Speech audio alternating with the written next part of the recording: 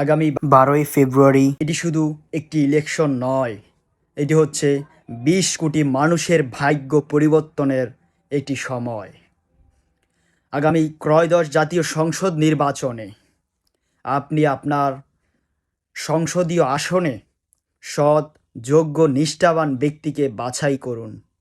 আপনার ইচ্ছামতো যাকে ইচ্ছা তাকে নয়, আমার বাবা করেছে, দাদা করেছে, তাই আমি এই দল করছি, সেই ভাবমূর্তি থেকে বাছাই করবেন না। সৎ, যোগ্যতা সম্মত, ন্যায়, নিষ্ঠাবান ব্যক্তিকে ভোট দিয়ে জয়যুক্ত করুন। আর সবচেয়ে বড় কথা, এই কথাটি মাথায় রাখবেন, জাতীয় নির্বাচনে দুইটি ভোট হচ্ছে, দুইটি ব্যালট। একটি হচ্ছে সংসদীয় ব্যালট, যেটার মাধ্যমে সংসদ হবে, সরকার গঠন হবে। দ্বিতীয়টি হচ্ছে ২০ কোটি মানুষের ভাগ্য পরিবর্তনের ব্যালট, যেটাকে গণভোট বলা হচ্ছে। সেই গণভোটেই যে কোনো মূল্যে, যে কোনো পরিস্থিতিতে হাঁ ভোটকে জয়যুক্ত করতে হবে, গণভোটে হাঁ দিতে হবে।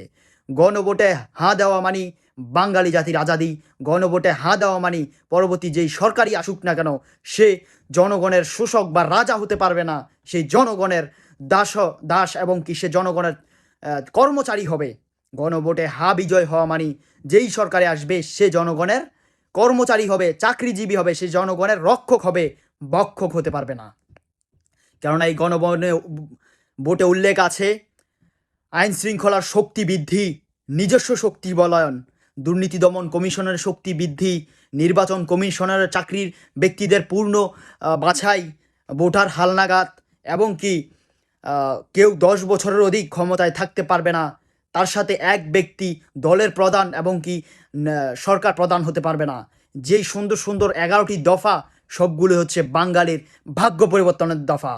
এক কথায় বলতে গেলে গণভোট হচ্ছে হ্যাঁ মানি হচ্ছে হাদি, ভারতের আধিপত্য বিরোধী আন্দোলন, বাংলাদেশপন্থী আন্দোলন, দেশপ্রেমীদের আন্দোলন, জনসাধারণের আন্দোলন, লাল সবুজের আন্দোলনই হচ্ছে গণভোটে হাঁ। আর গণভোটে না মানি নরেন্দ্র মোদী ভারতের তাবেদারি করা একটি রাষ্ট্র, বাংলাদেশ বিরোধী স্বৈরাশাসক বিরোধী পক্ষপাতিত্ব, চাঁদাবাজ পক্ষপাতিত্ব, দুর্নীতিমুক্ত বাংলাদেশ। যে যাকেই ভোট দেন না কেন গণভোটে হাঁ দিবেন।